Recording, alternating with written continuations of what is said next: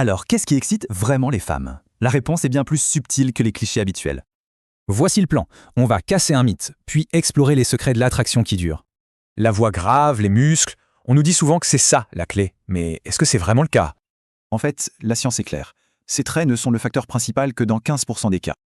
Et ce qui est intéressant, c'est que ça correspond surtout à la période d'ovulation, une toute petite fenêtre mensuelle.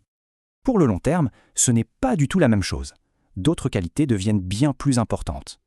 Et le premier secret, c'est que ce qui excite le plus une femme, c'est elle-même. C'est l'analogie du bois mouillé. Impossible d'allumer un feu si le bois est trempé par le stress. Pour que son désir s'éveille, elle doit se sentir bien, épanouie et ne pas être submergée. Le deuxième secret, c'est celui-ci, se sentir désiré, se sentir choisi.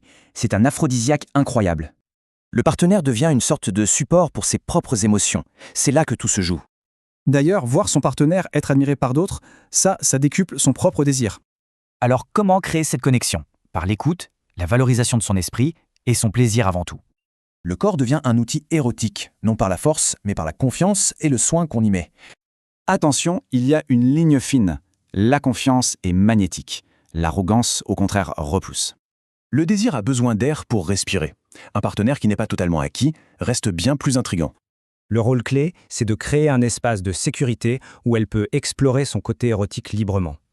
Pour que le désir dure, il faut de la créativité, du jeu, de la nouveauté. C'est vraiment essentiel. Et il ne faut pas oublier les 5 sens. L'érotisme va bien au-delà du simple toucher. Finalement, le plus excitant, c'est l'anticipation. Le fait de savoir que ça va être vraiment bon. Tout ça, ça nous amène à une métaphore parfaite, celle de l'iceberg du désir. La partie visible, c'est à peine 10%. Tout le reste, les 90%, est complètement sous la surface. Donc les traits masculins classiques, c'est un plus, mais ce n'est pas le critère principal pour un désir profond. La vraie question à se poser est donc, qu'est-ce qui se cache vraiment sous la surface de ce désir?